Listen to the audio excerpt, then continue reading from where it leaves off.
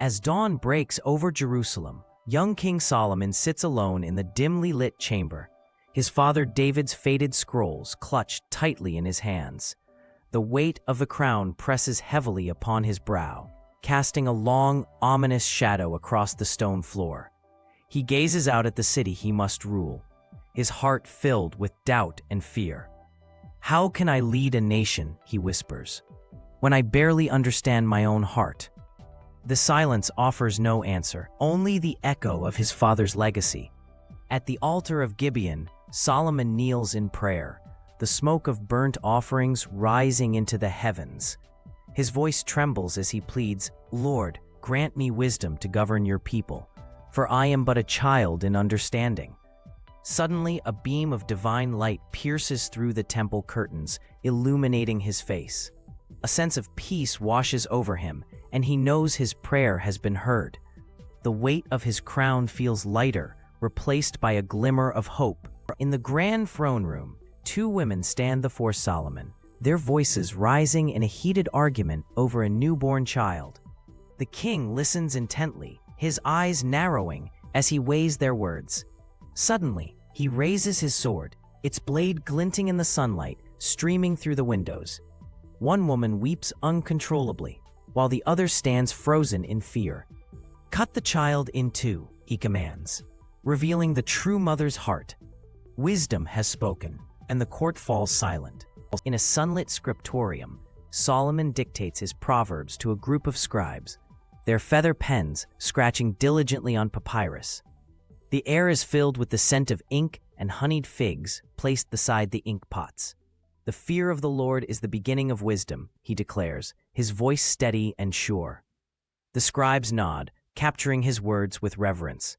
Here in this quiet room, the seeds of eternal wisdom are sown. The Queen of Sheba stands before Solomon, her gold-cuffed hands gesturing as she poses a riddle. "What is swifter than the wind, yet stronger than the mountains?" she asks, her eyes gleaming with challenge. Solomon smiles, his mind racing through the wisdom he has gathered. "The tongue," he replies, and the queen's expression shifts from skepticism to admiration. Pomegranates split open between them, their seeds glistening like jewels as wisdom triumphs once more. The feast hall is empty save for the echoes of laughter that once filled its walls. Solomon sits alone on his golden throne, his ring tapping rhythmically against a wine goblet. The weight of his crown feels heavier than ever, and the loneliness gnaws at his soul. "What is the value of wisdom," he murmurs, "when it cannot fill the void within?"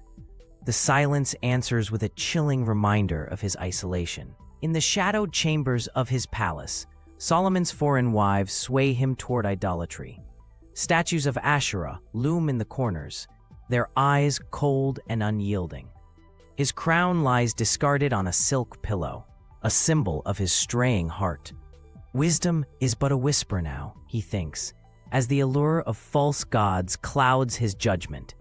The once great king falls prey to the very folly he warned against. An aged scribe stands before Solomon, his trembling finger tracing the words on a papyrus scroll.